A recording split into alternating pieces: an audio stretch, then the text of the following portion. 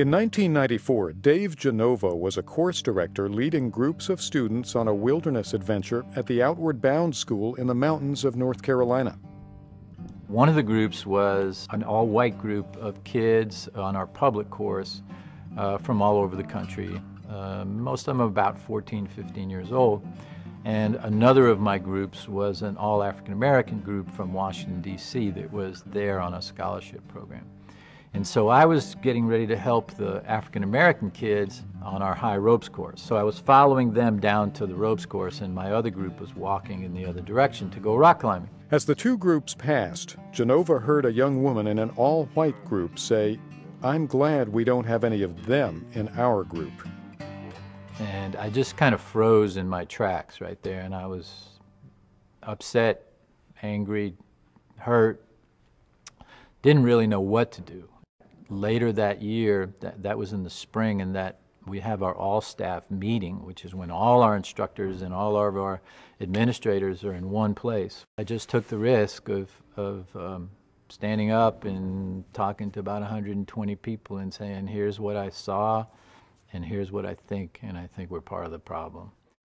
Those few words that Genova overheard 13 years ago led to the development of the Unity Project, a program begun in the North Carolina mountains that's making a difference in race relations here and around the world.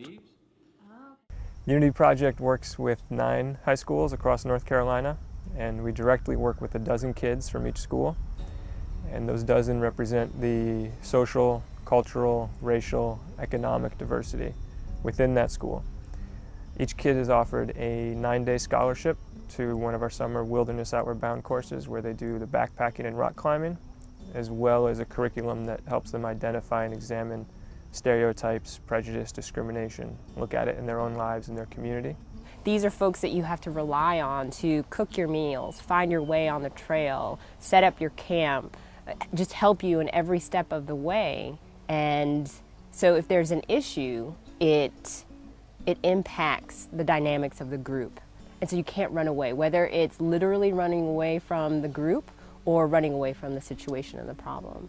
And so I think utilizing the woods as a classroom, it brings folks to a place where you're given a choice. You can work through it, you can deal with what's going on, or you can choose not to and know that that impacts the group in a negative way. My experience at the Unity Project was like more or less life-changing. It really opened my eyes and made me reflect on who I was as a person. Going into the project, I definitely thought of myself as open-minded and accepting, and I still do. It's just after that, I learned to really look at people's character before even looking at their faces. As we got to know each other, there was really no race involved for the rest of the trip. Like, it was just like, you know, this is this, you know, she is who she is, you know. We got to know each other through backgrounds. We became like really close. We were like brother and sister. Over the 10 years, we've had close to 1,000 students come through. And for one of the projects that our students do every year is called a Mix It Up Day, which is part of a national movement. The aim is to get kids to sit at different lunch tables than they normally do, rather than black kids, white kids, Latino kids. And last year, all 9 of our schools participated, and we estimated that each individual Unity student affected 85 of their peers on that one day. I honestly feel that the impact that they're having as individuals probably is quite a spectrum. In many ways, we know that they do projects at their school. They're committed to doing 2 projects before Christmas of the following school year. But after that, you know, my hope in my heart is that it didn't end there. You know, Robert Kennedy said that ripples can create waves, and that I hope that these 1,200 are making a difference. He kept telling us, when you go back, make sure you do something about it, or else we're just gonna keep living like that. And that's exactly why everyone in our group is so excited about actually getting a project done, because he enforced it, and he's like, you guys definitely have to do it. I know you guys have the potential. And it's true. Like, because of him, we believe in ourselves so much, and it was just, he was like the cherry on the sundae. It was a great experience being with him for the whole week. I think that young people look at each other. They've been taught to hate each other. They've been taught to distrust each other. They've been taught to be afraid of each other. When in reality, they're just human beings and they want the same things. They want a decent job. They want a decent life. They want to be able to have a family. And it saddens me. It saddens me to know that the world is that way. As simple as it is, the difference that Dave is making with race relations has to do with talking about it, becoming aware of it. The Palestinian-Israeli Unity Project was a program that started about 3 years ago, and we brought 6 Jewish Israeli kids and 6 Palestinian Israeli children, youth, to the United States. They went on a 14-day wilderness course together. And in many ways, it was the same model that we use with our Unity crews, the same kinds of activities, the same kinds of trying to get kids to be honest about their real feelings, not what they think people want them to say, but what do you really feel.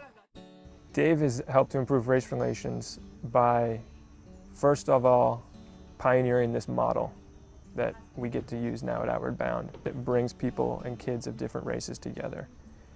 And this model has borne all sorts of fruit. We have a school in Israel now that's based on this model.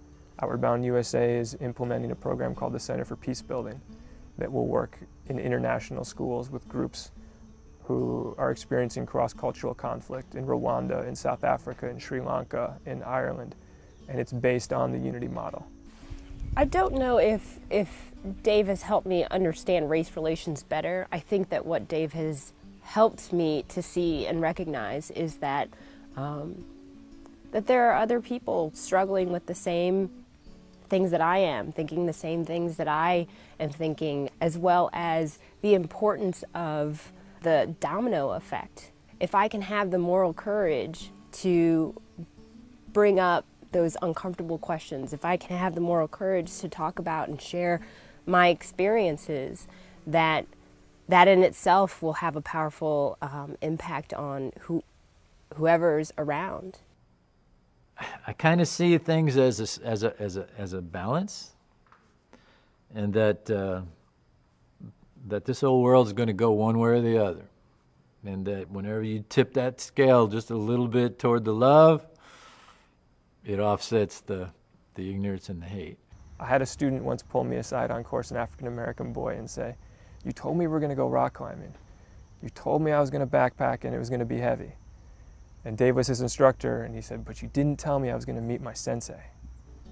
And that's how I would describe Dave. I tell my students a lot that if you come from the heart and people know you're coming from the heart, that usually things are going to be okay, no matter how hard it is to say whatever it is you need to say. If you come from the heart, you're going to be all right.